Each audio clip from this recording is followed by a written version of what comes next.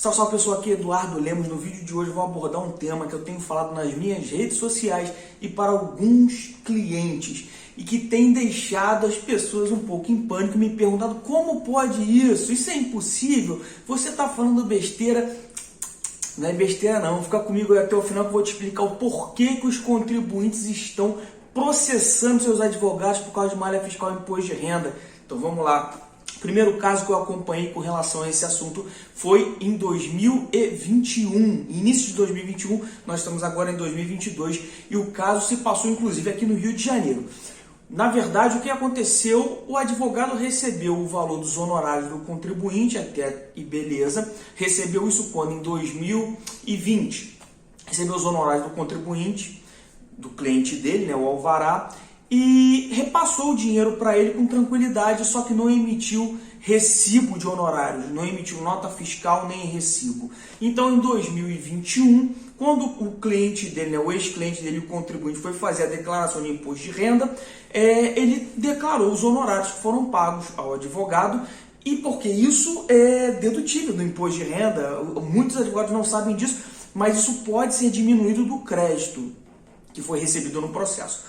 Então ele fez a diminuição do crédito, caiu em malha fiscal. Na hora de se explicar na Receita Federal, um dos documentos que foi pedido foi o comprovante, nota fiscal, ou o recibo daqueles honorários que foram deduzidos, e ele não tinha nada disso. Voltou o advogado pedindo o documento, o advogado se negou a entregar, porque ele não tinha uma pessoa jurídica, ele era uma pessoa física, advogado autônomo, e se ele entregasse um recibo naquele momento, ele teria que fazer uma retificadora na declaração dele próprio, pagando mais imposto. Se negou, pois bem, o contribuinte foi, enfrentou a Receita, teve que, no final das contas, depois de muito tempo, entrou com uma ação judicial contra a Receita Federal e com uma ação judicial contra o advogado pedindo dano moral pelo dissabor que ele enfrentou pela falta desse documento, e não o suficiente, ele foi na OAB e fez uma representação contra esse advogado, porque seria uma obrigação ele dar o recibo. Então esse foi o primeiro caso que eu enfrentei no iniciozinho de 2020.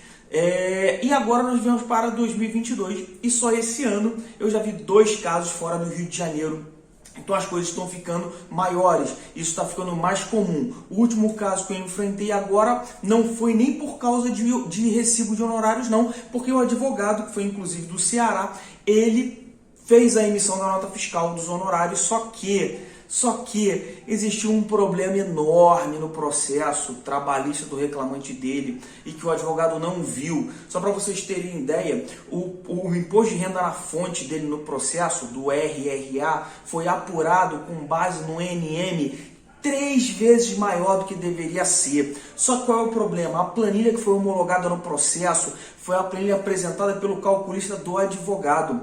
Então ela apurava o imposto de renda com NM de 50, quando deveria ser, por exemplo, 20 ou 15, algo assim, uma coisa muito maior. E com NM, um número de meses muito maior, o que aconteceu no final das contas?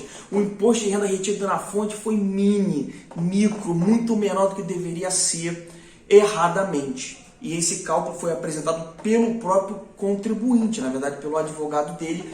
Conclusão, ele ficou em malha fiscal e na hora da defesa de infração foi se descobrir isso, que o NM correto era 3 vezes maior quase. Isso deu uma diferença de imposto brutal para o contribuinte. Ele teve que pagar essa diferença, porque isso não foi erro da Receita, e ele entrou com uma ação de dano moral contra o advogado, inclusive pedindo a restituição desse valor. Eu não sei se teve vitória nisso e também não sei se ele entrou com representação na ordem. Entretanto, no fim de tudo é o seguinte: se você é advogado, se você é advogada, seu cliente recebeu o valor em processo, qualquer processo trabalhista, civil, federal, mande ele para um especialista para ele fazer um manual de lançamento, porque esse é o momento de se descobrir problemas como esse dentro do próprio ano de recebimento, para dar oportunidade de ser retificado, porque agora você está sendo processado por causa disso.